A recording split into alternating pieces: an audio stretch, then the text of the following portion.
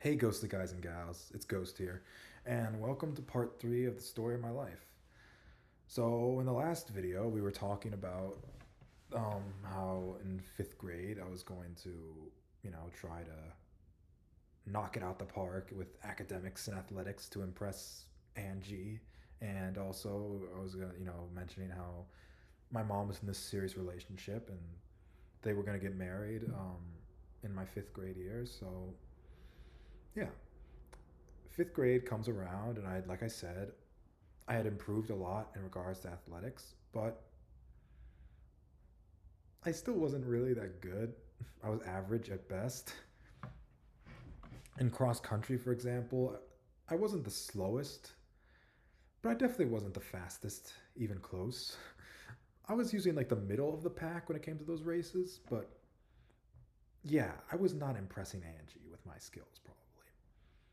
Especially since she was coming in like the top 10 in every race she did. But yeah,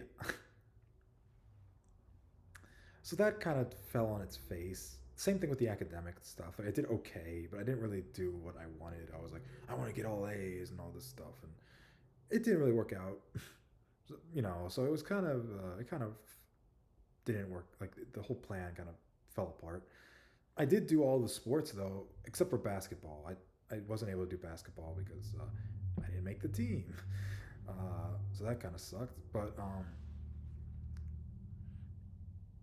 I did all the other sports and I was okay. Except I think swimming and tennis, I was both pretty bad at those.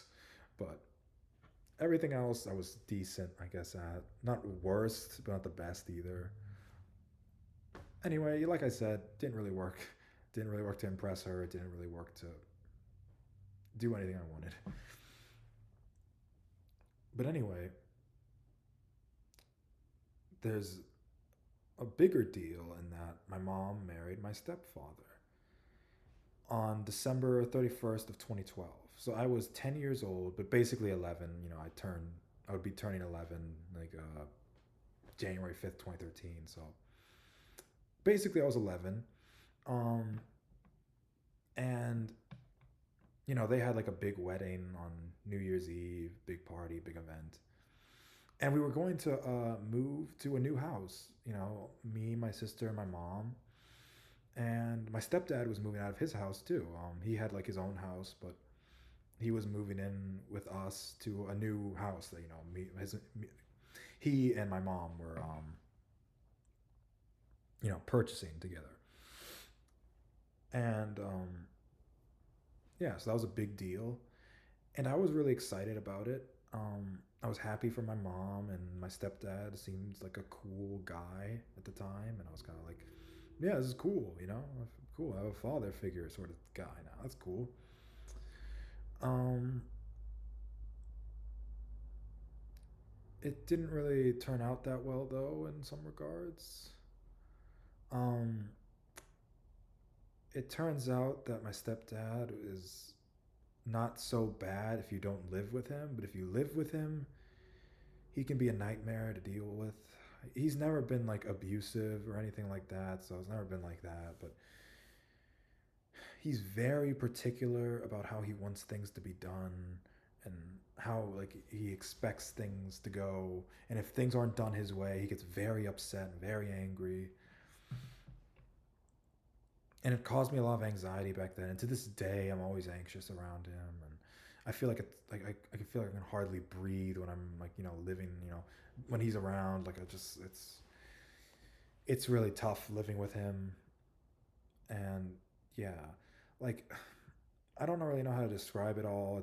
I'm not really good like putting things into words and explaining stuff, especially like when I try to explain like, oh, I don't like this person because such and such reason. Especially because he hasn't done anything to the point where like he hasn't beat me, he hasn't sexually abused me or done anything like that. He hasn't done anything to my mom physically or anything like that. So it's like I can't really say anything to like that would make you guys be like, oh wow, he is terrible. It's more like he's just kind of a jerk a lot of the time, and I just like it was really hard to adjust to him because I had been living my life a certain way. all my life, and all of a sudden he comes around, he expects me to do things like his way, and I was like, he would get really mad at me when I didn't do something, or if I did something, I would be really upset about it. I would cry and stuff, and yeah. So yeah, that was really tough, living with him and stuff, and it's still tough living with him. But there's a silver lining to this in that I moved to a new neighborhood. And in that new neighborhood, excuse me, in that new neighborhood, I knew like a lot of kids from my school lived there. And I was like, I think there's a good chance that Angie could live in this neighborhood. And I was like, that's awesome. But maybe if I find her in like her house or something, we can hang out or something. I don't really know what I was thinking, but I was just like, we live in the same neighborhood. That's awesome.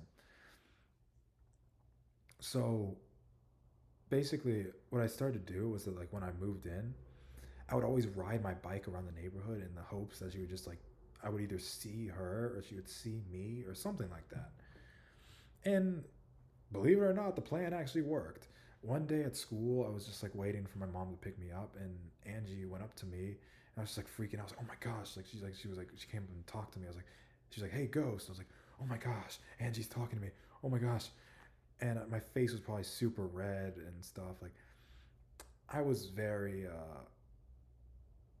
I don't know, I would get really flustered if we would ever talk, or if even if somebody said like if even if somebody was talking about her, my face I felt would get all hot, and I probably would be blushing and stuff. I mean, I don't know, but nobody ever called me out on it. But I feel like I was probably blushing all the time if she was brought up or if she was talking to me. But anyway, she like came up to me and was like, "Hey, ghost," and I was like, "Oh my gosh, Angie's talking to me." I was like, "Yeah," and she was like, "Where do you live?" And then I was just kind of like, "Where do you live?" And I was just so nervous. I didn't know what to say. And then she was just like, no, like I saw you, biking when I was driving, my mom on my way home. And I was just like, oh, I live in this neighborhood. She's like, oh, yeah, I live there too.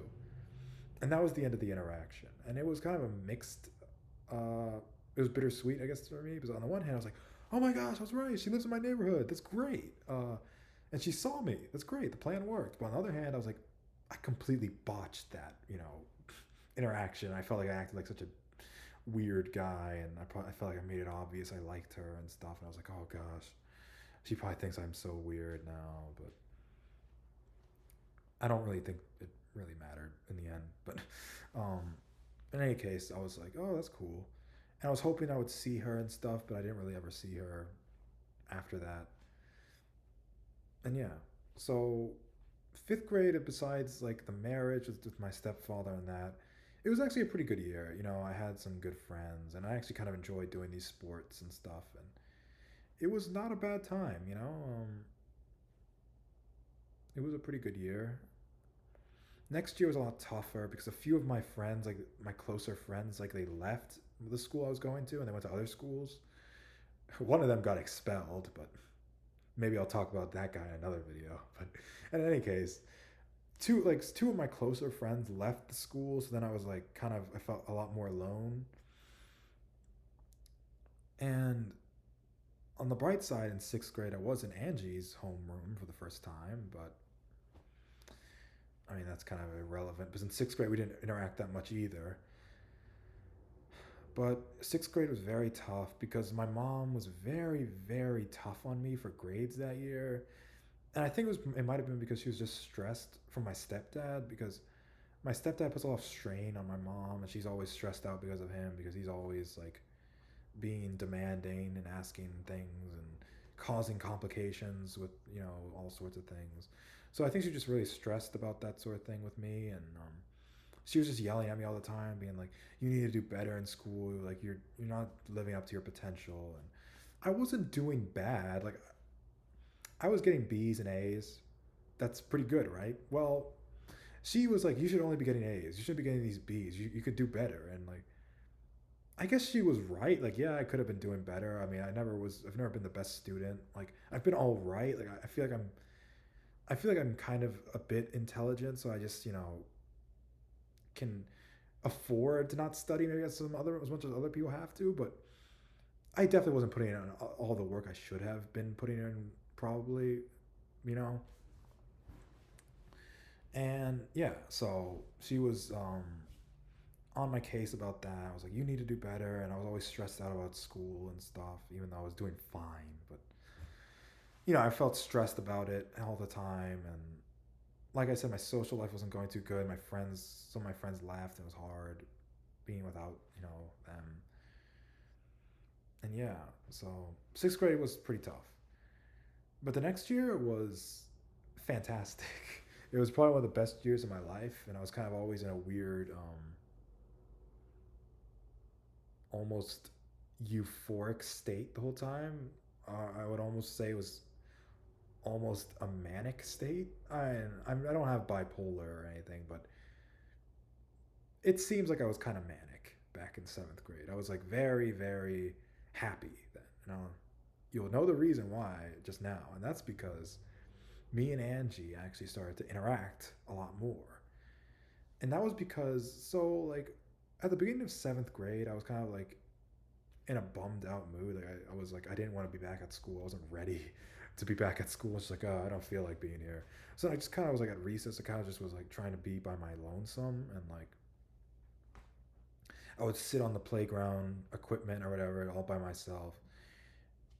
And I don't know, for whatever reason, Angie and her friend came up to me and was like, hey, Ghost, what are you doing all alone or whatever?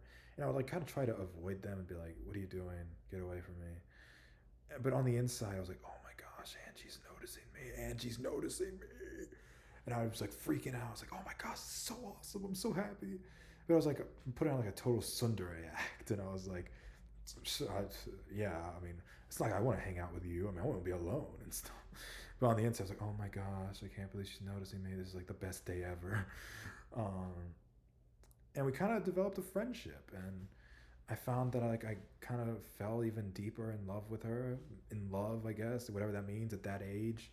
And, I really, we talked all the time with her, her and her other friend. And, I really started to get to like her even more. And, I really wanted to be with her someday. And then, you know, I was walking in the neighborhood one day and she said that she saw me, just like, back in fifth grade. And then we kind of talked about it, and apparently she lived really close to me, like not just the same neighborhood, like she was like literally walking distance. She literally lived in the street behind me. So that was pretty awesome. I was like, oh my gosh, she lives like right by me. That's awesome. And I was like, this is amazing. This is perfect. I was like, if we can meet up outside of school, we can like become a couple, like, because we don't even need to have a car or anything. We just go on walks together, and that could be like our dates and stuff.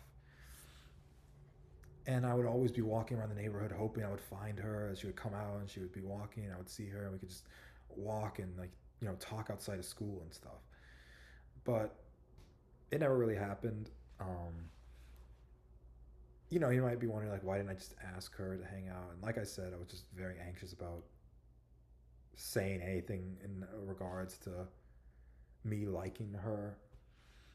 And on top of that, like, I didn't have a phone at the time, but everybody else did. um so like, I also just kind of used that as an excuse in my own head. Like, I probably could have just asked her at school or whatever. We talked every day, but I was just like, oh, but I can't text her outside. Like, I can't talk to her outside of school. Like, so like, yeah. Like, I had an iPod Touch thing. I got that for Christmas when I was in fifth grade, and that's when I started my YouTube addiction. But like, I didn't have like an email, like an Apple ID or anything at the time, and I didn't know how to like download stuff. And I think there was a way that you could have like downloaded some sort of iMessage app so you could text people on the iPod Touch. But I couldn't figure it out, and I wasn't able to do it.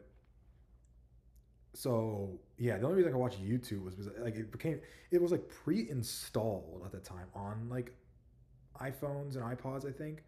So it was just like it was already on my iPod when I got it. So yeah, but yeah, I used it as another excuse. I was like, if maybe I could text her, I would be like, oh hey Angie, do you want to come walk with me or something?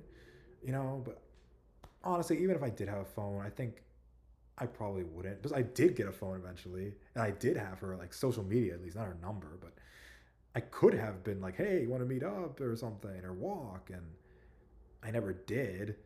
Uh, so I don't think I would have done anything. So I was just kind of hoping that like something organically would happen and I wouldn't have to force it. But I felt like if I just was talking to her and I was like, "Hey, you want to go for a walk?" It would be like obvious I liked her, and she would be like, I don't know, weird about it or ridicule me or whatever, you know. But that never happened. But even despite that, seventh grade was still just such a like amazing time for me. Like I had all this attention from this girl I loved, or whatever you want to call it, I had a crush on, and it was fantastic. I was over the moon. She even told me that I was like her favorite boy in the grade, and that was like that was one of the best days of the year or whatever. I was like so happy. Even though like she never like it was I think it was she never really had a crush on me back. I don't think. I'm pretty sure anyway. Like, cause she would talk about these other guys who like didn't go to my school who she had crushes on or whatever, and I would be like, mm-hmm. Oh yeah, that's great. On the inside, I'd be like, I'm gonna kill that guy, But or I'd be just like really upset about it. But I was like, these guys, I'll steal them. I'll steal her away from me. I'm talking to her every day, so you know, I kind of had a cockiness, I guess. Um, I was like, I won't be in the friend zone forever. Anyway, um, so yeah, that happened, and but seventh grade eventually ended, and that was the last year at my school, and that was like the only school I'd ever been to for like since pre-K basically, and I was going to high school because for some reason all the private like Catholic schools here start in eighth grade, and the public schools here are pretty bad. So a lot of people here, if they have the money, they'll just send their kids to a private school. You know, uh, so yeah, I mean Louisiana ranks like in the bottom two with education. We're always like number 49. Mississippi is the only state that's worse. So yeah, and also just New Orleans has like a big Catholic tradition, so there's just a bunch of Catholic schools. So that's just another reason there's a lot of private schools. But anyway, for some reason, all the schools here like they start in eighth grade, like the high schools. So the end of my middle school was in seventh grade, and I was gonna move on to eighth grade, and I was going to an all boys Catholic school. I don't even know why it's all boys because there's a lot of Catholic schools that are co-ed. So I don't know, but it was an all boys school. That's how all the Catholic schools are here, most of them anyway. They're either all boys, all girls. So I wasn't gonna see Angie anymore, and I didn't have her social media. Eventually, I got it because we had like the next year we had like a little middle school reunion where we went back and we talked or whatever.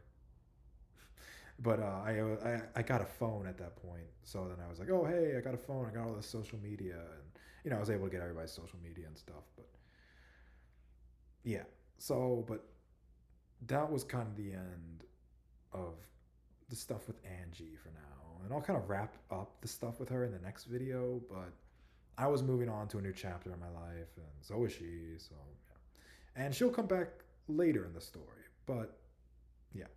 Anyway, I'm going to end this video right here. Thank you for watching. Make sure, you like, comment, subscribe. I'll see you guys in part 4. I think this is part 3. I don't remember. I'll see you guys in the next part. And yeah. Anyway, bye.